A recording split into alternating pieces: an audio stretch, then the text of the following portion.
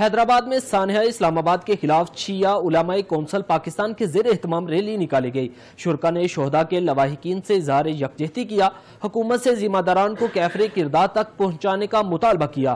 Bureau chief جہاں زیب علی کی یہ رپورٹ دیکھیے۔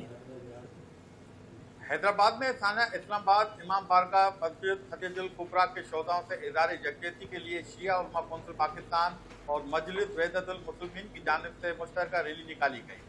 ریلی قدم گاہ مولا علی سے برآمد ہوئی، جس میں علماء اکرام، مماثلین شہر اور شہریوں کی بڑی تعداد نے شرکت کی۔ شرکا ریلی نے بینر اور پلے کارڈ اٹھائے رکھے تھے جن پر دہشت گردی کے خلاف نعرے درج تھے۔ مظاہرین نے دہشت گردی کی شدید مذمت کرتے ہوئے شہداء کے لواحقین سے اظہار امام بارگاہ و مسجد خدیجہ الکبریٰ میں یہ دھماکہ ہوا ہے، اس کے خلاف یہ ریلی نکالی گئی ہے۔ قائد ملت علامہ سید ساجد علی نقوی کے حکم پر کے واسطے جو مسجد خدیجہ الکبریٰ میں جو مومن شہید کیے گئے ان کے حوالے سے ان کی حمایت نے ریلی نکالی ہے، اور یہ حکومت اس موقع پر مقررین کا مزید کہنا تھا کہ عبادت گاہوں کو نشانہ بنانا کھلی دہشت گردی ہے۔